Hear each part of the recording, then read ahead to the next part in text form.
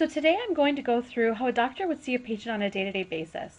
Then when I'm done showing you how simple and quick it is to document an encounter, I'll then show you more features that our existing clients really do seem to appreciate and use on a day-to-day basis. So playing the doctor today, I start off in my patient locator. The reason why it's called the patient locator is because it locates your patients at any given time within your office. So for example, at this one screen, I can see what location, which provider's schedule, the list of all the patients and when they're due in, whether or not they've checked in, what location they're waiting in, and how long they've been waiting in that given location. So at a quick glance, I can kind of see exactly what my day is going to look like and who all I need to go in and actually start seeing. The room names are all customizable, so any kind of locations that you have your patients go to in your specific facility, we can go ahead and get the room names in there. Also, the time spent and the color coding is all customizable as well. Right now in this demo, we have it set from going to green to yellow to red. You can change the colors. You can also change the time in which the color would actually change up to the next color. So as the doctor, I can see that Deanna Test MD is waiting in exam room 1 for me and has been waiting for about 10 minutes. So all I'm going to do is open up her encounter that the nurse already started for me. Before I get into the documentation, I just want to point out a couple things. First thing is, all the tabs on the left-hand side here, you can have as many or as little tabs as you want and in whatever order you want, and that's per user, because everyone's going to utilize the EHR in a different way according to what their job is. Also, you can change the color of each window per user as well, so you can go ahead and use the colors as a color coding to kind of show you where you are within the EMR. So for example, whenever I'm in a green screen, I know that I'm in a patient's chart. Whenever I'm in a blue screen, I know that I'm in the office area. So you can see here that I'm actually in my progress notes. So as the physician, I can quickly glance through my progress note to see what all the nurses already put in. For example, the patient's here for diabetes and sinus pressure, who documented. I have my vital signs, including automatic calculation of your BMI. These are all customizable as well. We have our allergies, our past, family, and social histories, which again, we can always customize the choices so that you can go ahead and select choices for your histories for your patients that you normally would go ahead and document within their chart. And then their active medications and a signature line. That's about it. So as the doctor, what I would normally do for my workflow is simply apply my pattern because I know that the patients are here for diabetes and sinus pressure. So what I'm going to do is apply pattern for diabetes and for sinusitis. Now, before I go ahead and apply these patterns, I just really want to take a moment to briefly discuss patterns because we do believe that they are the most critical piece of our system. What happens in other EHRs is you'll get templates. You'll get a template for your chief complaint, your plan, your exam, your assessment, and you'll add them to the patient's chart and you'll fill them out and you'll move on. What we do is we actually take it a step further. So what we'll do is we actually can take all of those pieces and parts that you would normally dictate for a patient who comes in with a condition and default them as norms within a pattern. So it's basically your plan of care that you would normally see for a patient with that condition. Then when you apply that pattern, it's going to apply all the different parts that you would normally dictate, and then you're just going to take your time to change by exception. So for example, whenever I see a patient who has diabetes, I hit upon basically the same chief complaint, maybe about the same review of systems, plan, exam. I might do the same labs. I might go ahead and give educational materials, maybe even do the same prescriptions. So I can actually have them all defaulted, ready to go. So when I apply the patterns, it can apply all those parts, and then I'm ready to start changing my documentation to fit the patient who's sitting in front of me. Now, you can have as many patterns as you want. You can apply multiple patterns at one time.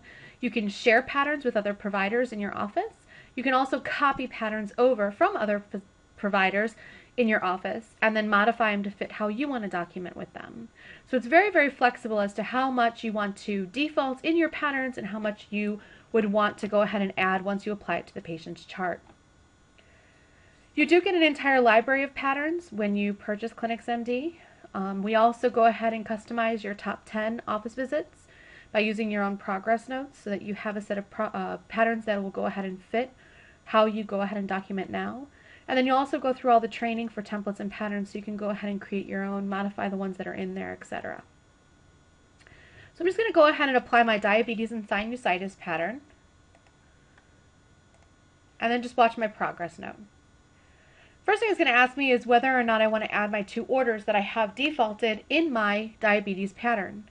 This allows you to save time for searching for orders or even prescriptions that you might want to give the patient with this condition. It gives it a much shorter way of you to have kind of your basic panel or your list of labs that you most commonly use or order, same with prescriptions for a condition. You can have them already set up in the pattern. It brings up that list, and then it's very easy to say, yeah, I want to include the metabolic panel, but I don't want to include the CBC. Okay? That way it saves you time actually looking up and searching for all the individual orders that you might want to give them or prescriptions. I just watch my progress note. You can see here it's added a very nice chief complaint for diabetes, for sinus pressure or sinusitis. As I scroll down on my progress note, I now have a review of systems all filled out for sinusitis and for diabetes. I also have my full physical exam, assessment, plan, prescriptions, diagnoses. Even educational materials can be defaulted within your pattern, especially for meaningful use. This is really nice. The orders that we went ahead and selected, as well as the letter for a referring doctor. So with just applying those patterns, you essentially have a completed progress note, everything dictated, everything filled out for the norms that you would normally see for this condition. Now, all you have to do is take your time to change by exception. So for example, if I wanted to go ahead and say, well, actually they do have fever and chills today, I would just go to that corresponding tab, Review of Systems. You can see I have all the check marks for what's defaulted in my pattern, but that doesn't restrict you from just going to the check marks. I can go ahead and fill out anything I want to in these Review of Systems. But I can say, okay, constitutional symptoms, yes, they have fever and chills, and actually they do have headaches as well. And then I might go to my neurological and say, well, they actually are having tingling and numbness as well. But that's how easy it is to go ahead and modify. All the rest of the sections I can leave alone because I know I set them to negatives, and when talking to the patient and examining the patient, I know that they're negatives. I'm going to go to my assessment tab just to show you what our templates actually look like. You can see here that the red check mark means there's certain information that's defaulted. I have the area in which I can select my information for my dictation, and at the bottom it actually shows you what comes out and what would actually be on your progress note after you select your information. Our templates can be made up of drop-down boxes, radial buttons, check boxes. We even have calendars that you can build in. As you select things, it'll go ahead and add it to the bottom, so you can kind of see a quick summary. Also, any drop-down boxes have new or modify, so you can actually add to the list on the fly. So if there's something that's not listed there, and you want to go ahead and add it for the patient who's in front of you, not only when you hit new and add it in, it'll add it to this patient's chart, but it'll also be there as a choice from then on, so that if you have another patient who comes in who has that specific issue, you can go ahead and select it again. We also have a note box. You can go ahead and type in here. You can insert text if you're using a tablet computer. We also are compatible with Dragon Speak Medical, so that you can actually dictate right into Notebox as well. And then also we have things called keywords, and it allows you to basically select or type in a key phrase that can expand into full paragraph form. Then you can come in here and you can type anything that you want. You can dictate in here and basically finish up your note. Next thing I'm going to do is go to my Diagnosis tab. This is where you go ahead and put your diagnosis and your CPT codes. They can be populated here from your progress note, being defaulted from your pattern. In a template, when you select the codes, it can go ahead and automatically populate this area. This area is going to take the place of your super bills. So again, this is where you're going to give the diagnosis and the CPT codes for your patient's office visit. You can do previous diagnosis, but then we also have a way for you to search from a user list, a clinic list, and an all list. The all list, of course, is the entire book of diagnoses, as well as we have an all list for CPT codes. It gets updated as well.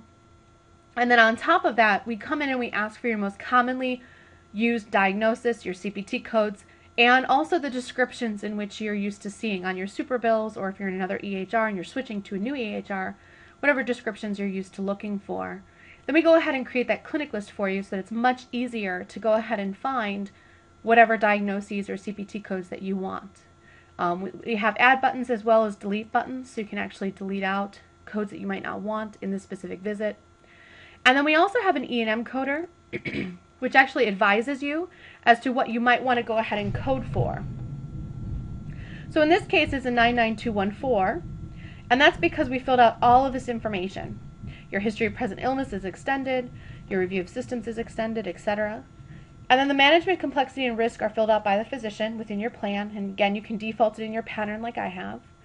But it's up to you. You can go ahead and choose the 99214 if you want and accept it, or if you like your 99213, you can just keep the 99213. Then this is the information that would actually cross over to your billing system. The other thing that we try to do before you go live is we get all of your in-house testing, your labs, procedures, things like that, and the CPT codes that might go along with it. So that way, whenever you order or do that procedure or do that in-house test, it'll automatically add your CPT codes right to this area. So if you give a flu shot or you do a urinalysis, you can go ahead and it'll automatically add the CPT codes so that you're not missing any codes for billing, especially in a busy office. Next thing I'm going to do is go to my prescription tab.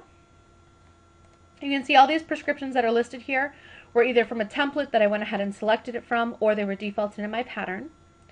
But we also have a way for you to do simple refills, obviously, or you can go ahead and add brand new medications.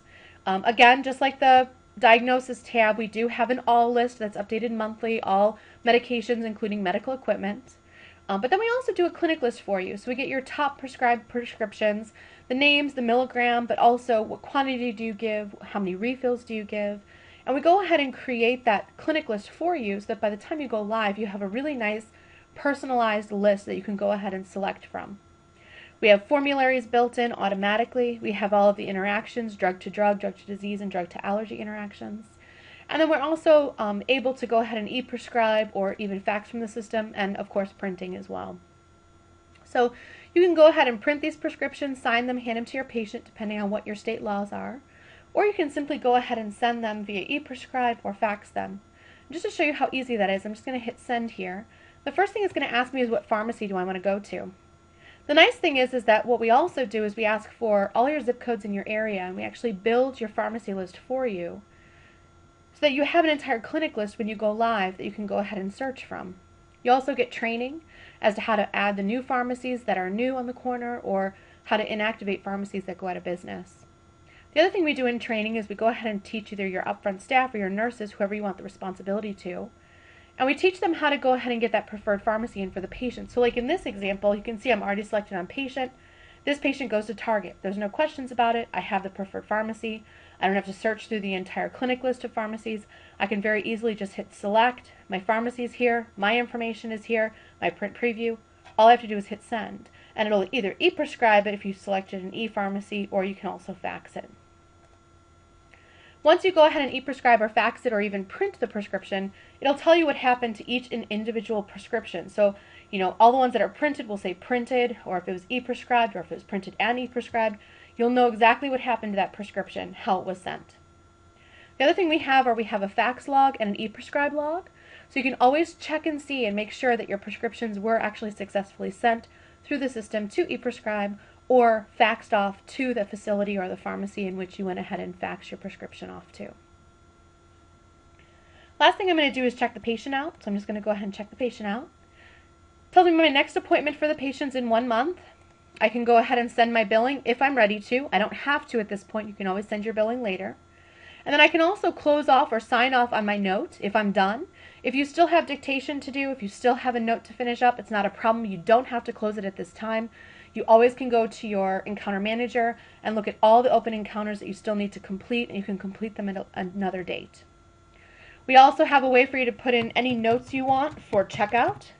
So any educational materials that need to be pulled off the printer, any kind of forms or orders that they might need to call and schedule, any notes that you want checkout to know can be put in this area.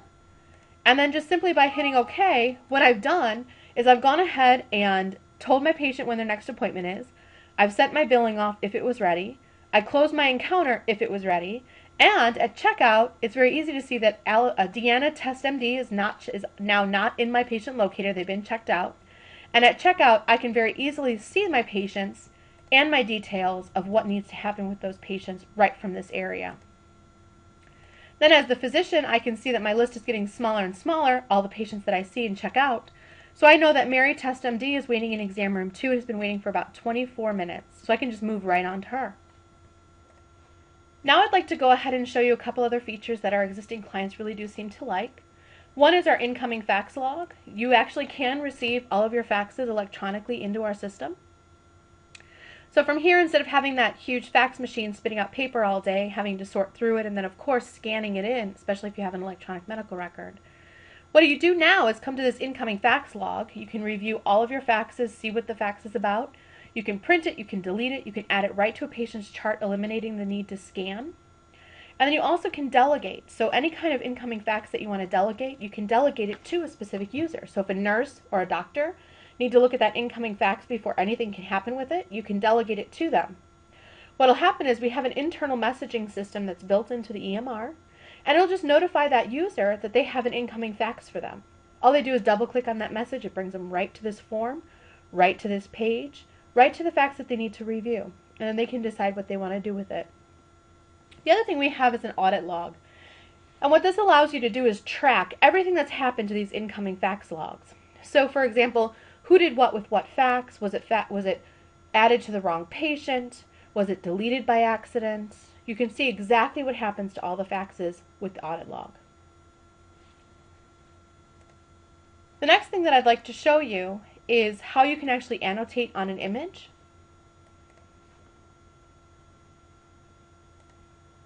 So how you annotate on an image is in our Encounter within our Image tab. If you have any authorization forms, any HIPAA forms, any consent forms that you want the patient to go ahead and sign, instead of having it on a piece of paper and a clipboard, having them sign it and then needing to scan it in at some point, if you have a tablet computer, it's very easy to go ahead and select your image. Just go ahead and select one that I have here in my demo. And it's very easy to go ahead and annotate directly onto the image. So you can have them sign things, you can mark things off. Not only can you put any kind of forms in here that you want people to fill out with their stylus on a tablet computer, but the system also comes with an entire library of body images. So you can actually annotate on the parts of the body that maybe the rashes or the ulcer might be on. And then you can save those images in here. We do come with an entire library of those. But also, if you have any forms, if you have any images that you like to use on a day-to-day basis, you do have the option of actually adding those into ClinixMD as well. The other thing that ClinixMD comes with is an entire library of educational materials. They're in English and in Spanish, so you can definitely use those. And again, if you have educational materials that you like to use, you can actually get those into the system as well. And then, of course, because we have meaningful use, we have great places within the encounters that allow you to go ahead and select different information or educational materials and actually send them to the patient portal directly. So for example, anytime you see these little icons, you can actually click it, it'll take you to a website, and you can go ahead and send those educational materials about that diagnosis or about that medication right off to the patient portal. Okay. So that actually completes our demonstration today for ClinixMD. If you have any questions, please direct it towards our sales team. Thank you so much.